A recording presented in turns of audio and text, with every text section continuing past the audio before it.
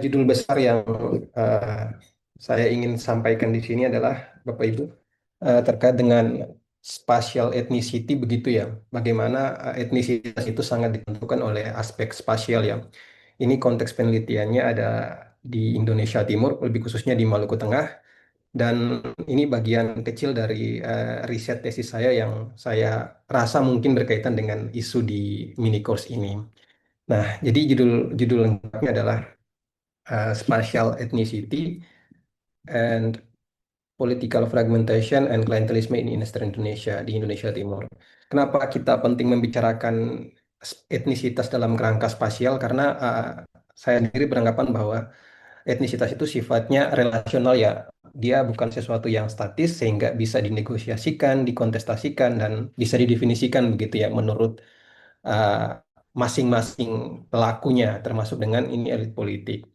Nah, dalam konteks spasial, etnisitas ini juga kadang direproduksi secara spasial ya, sehingga bisa dimobilisasi di momen politik pilkada misalnya. Kenapa itu bisa direproduksi secara spasial? Karena identitas etnis itu berkaitan langsung dengan apa ya, konteks spasial di mana masyarakat itu hidup. Misalnya tadi di Papua Barat, misalnya ada batas-batas wilayah adat yang akhirnya apa ya, menonjolkan eh, representasi teritorial antara orang Aifat, orang Ayamaru yang itu memungkinkan kandidat seperti Sargum dan Kocu itu menang di Pilkada Maibrat Papua Barat karena dia memobilisasi sentimen etnis berdasarkan pendekatan spasial.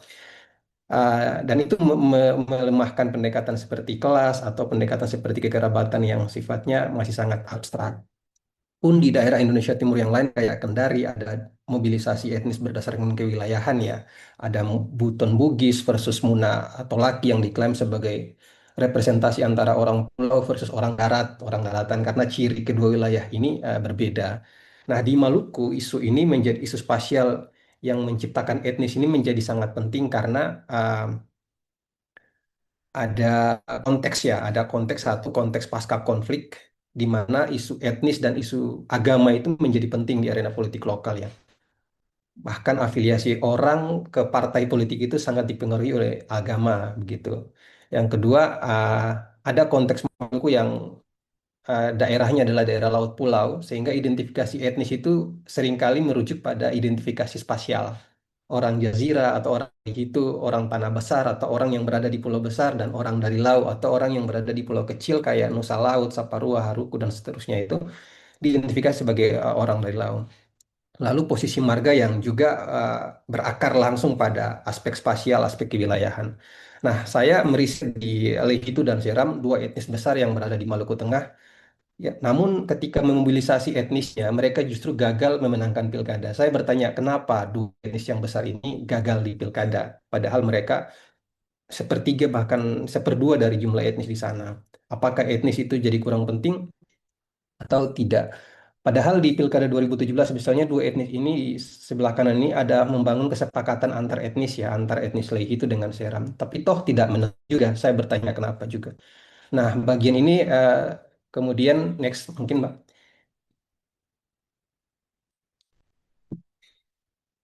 Nah, bagian ini kemudian saya elaborasi dalam pertanyaan di konteks ini yaitu bagaimana sih identitas etnis itu dikonstruksi secara spasial dan dimobilisasi di pilkada. Nah, bagaimana sih dua etnis ini mengkonstruksi etnis secara spasial, secara wilayah, lalu memobilisasinya di pilkada.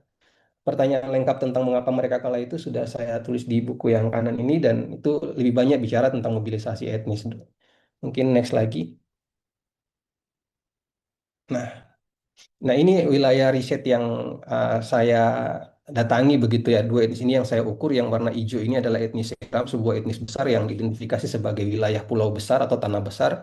Sementara wilayah etnis Lehi itu tuh etnis kecil, pulau kecil di sini, tapi membangun solidaritas antar etnis dengan etnis Seram gitu. Nah, saya bertanya lebih jauh. Selama ini orang melihat konteks etnis, politik etnis itu dalam rangka dualitas begitu ya, yang sifatnya konfliktual.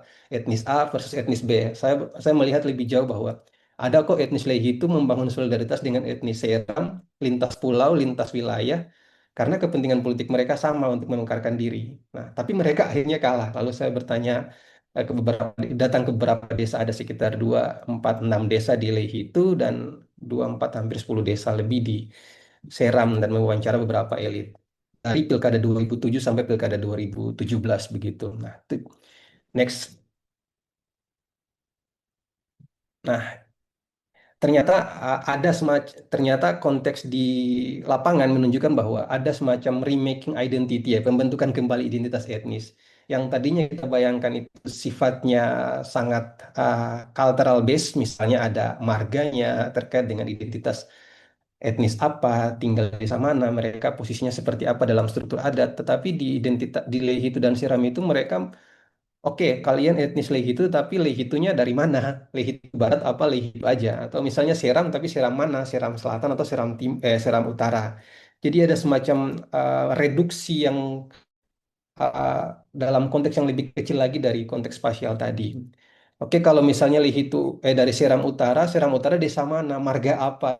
Mengalami reduksi terus-menerus sehingga identitas itu mengalami pembentukan ulang. Nah, sehingga orang etnis Lehitu dan Seram yang mereka maksudkan itu adalah orang yang tinggal di wilayah Lehitu dan Seram.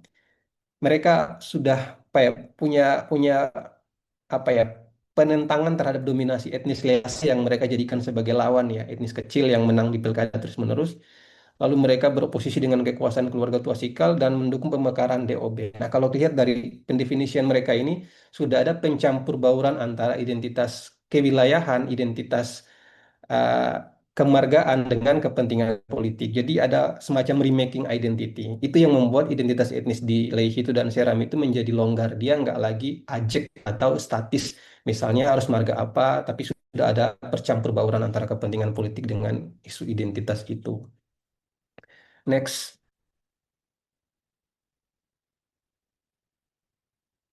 Oke. Nah, apa efeknya kepada konfigurasi spasial ya? Tentu saja ada fragmentasi politik. Ini yang menjadikan alasan mengapa dua etnis besar ini kalah di pilkada. Karena mereka mereduksi etnis yang besar berdasarkan kewilayahan itu dalam skop-skop terkecil. Ada apa ya? Akibatnya apa? Akibatnya mobilisasinya berdasarkan wilayah. Oke, Seram tapi Seram Selatan. Orang Seram Selatan mobilisasi masanya berbeda dengan orang Seram Utara atau Lehitu Barat, Lehitu dan seterusnya. Akibatnya ada fragmentasi, menciptakan friksi di internal mereka sendiri antara orang Lihitu dengan Salahutu, orang Seram yang sama-sama etnis Seram saling berlawanan. Akibatnya pecah sendiri etnis besar ini. Lalu ada cross-cutting identity ya. Mau nggak mau etnisitas itu tidak tumbuh di ruang kosong ya. Dia bersentuhan beririsan dengan identitas agama, marga maupun afiliasi ke birokrasi atau afiliasi-afiliasi klientelistik gitu ya. Sehingga menjadikan identitas etnis itu perlahan-lahan mengecil dan melemah. Nah, ada juga kepentingan misalnya pemekaran Seram Utara Raya dan kepentingan pemekaran Jasiralehi itu yang menjadikan dua etnis ini juga lebih intens dibanding etnis Seram di bagian selatan. Dan menariknya, ada pembentukan apa ya, pendanaan politik berdasarkan zonasi wilayah. Jadi karena konteksnya kepulauan, pendanaan politik itu diplotting berdasarkan wilayah. Wilayah Kepulauan Lease donaturnya siapa nih? Nah, saya mencatat ada seorang pengusaha Tionghoa namanya Hau. Dia mendanai mobilisasi massa pendanaan pilkada di Kepulauan Lease. Ada juga orang namanya Jevo Pelu, pengusaha di Leh itu mendanai pilkada untuk kawasan Lehitu dan Salahutu. Sementara Seram Utara itu ada Bapak Ode Rambu Putih gitu. Terus Seram Selatan ada Mbak Nyong dan Kim Fui, dua etnis Tionghoa, pengusaha Tionghoa dan wilayah Kepulauan Banda. Banda ini konsekuensi dari mobilisasi politik di daerah kepulauan ya. Ada plotting-plotting zonasi pendanaan berdasarkan wilayah. Next. Nah, ada konteks yang lain yang juga melemahkan ya atau melemahkan mobilisasi etnis di pilkada. Seringkali orang beranggapan bahwa Maluku adalah daerah dengan struktur identitas adat atau etnis kebudayaan yang kuat, begitu relatif kuat. Tapi apakah itu terbukti? Ternyata tidak juga. Ketika di lapangan ada semacam apa ya, perubahan ya, transformasi arena politik lokal Maluku yang awalnya bayangan orang itu ada loyalitas etnis, loyalitas adat, ternyata sudah bergeser ke klientelisme politik. Dibuktikan dengan apa? Posisi raja atau pemimpin-pemimpin etnis, kepala sani, resoa, marga di tingkat-tingkat bawah di desa itu justru berperan sebagai penyedia dukungan bagi kandidat. Mereka bukan lagi representasi identitas etnis atau wilayah tertentu begitu ya. Mereka menjadi broker politik petahana di pilkada yang saya temukan itu. Next. Nah, ini sekadar kesimpulan cepat saja, etnisitas pada akhirnya tidak berdiri sendiri ya. Dia akhirnya berkelindan dengan dinamika ruang dan strategi aktor politik. Bagaimana aktor politik itu memanfaatkan ruang untuk mobilisasi politik. Tapi ada lemahnya, mereka akhirnya tersegregasi, terfragmentasi. Terus arena politik lokal di Maluku itu betul ditentukan oleh identitas etnis, tapi dia menjadi sangat transaksional. Ada aspek spasialnya, ada aspek etnisnya, tapi juga ada aspek yang sangat transaksional, yaitu pertukaran politik yang sifatnya klientelistik.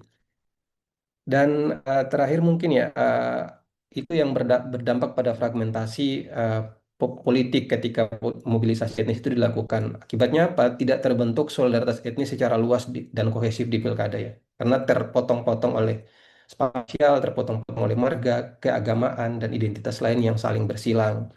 Lalu meskipun begitu, Maluku sering dikenal oleh orang sebagai lanskap wilayah yang punya identitas etnis yang kuat, ditopang oleh ikatan kewilayahan, komunalitas. Tapi saya justru menemukan ternyata sudah sangat klientelistik, ada transformasi politik di tingkat lokal yang mencirikan praktek yang sangat klientelistik.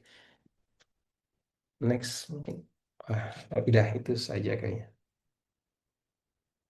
Oke, Baik, terima kasih. Saya kembalikan ke Pak Nazarudin. Terima kasih banyak.